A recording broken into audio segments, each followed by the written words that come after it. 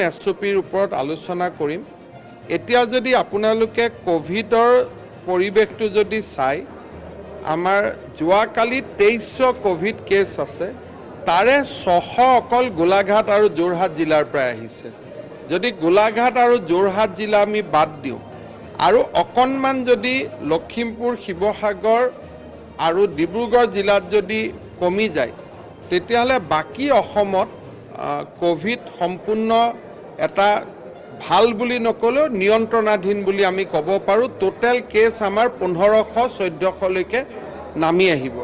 সেইকাৰণে অহাকালি যি এছঅ'পি হ'ব, সেই এছঅ'পিখনত যিসমূহ জিলাত কণ্ট্ৰল কৰিলে অসমৰ গোটেই কোভিড পৰিস্থিতিটো নিয়ন্ত্ৰণাধীন হ'ব, তাৰ ওপৰত আমি ফ'কাছ কৰিম। এতিয়ালৈকে সৌভাগ্যবশতঃ যদিও আক্ৰান্ত হৈছে, তথাপিতো আপোনালোকে যদি চাই যে ৰিকভাৰী ৰেট প্ৰায় 95% পাইছেগৈ অসমত। গতিকে অলপ আশাৰ বাতৰিও আমি দেখা পাইছোঁ। ভেকচিনৰ এভেইলেবিলিটি এই মাহত আমাক 30 লাখ ভেকচিন দিব। গতিকে আমি 30 লাখ ভেকচিন কৰি দিম। খালি প্ৰতিদিনে নাহে, তেওঁলোকে কোনোবা দিনা বেছিকৈ পঠাই দিয়ে।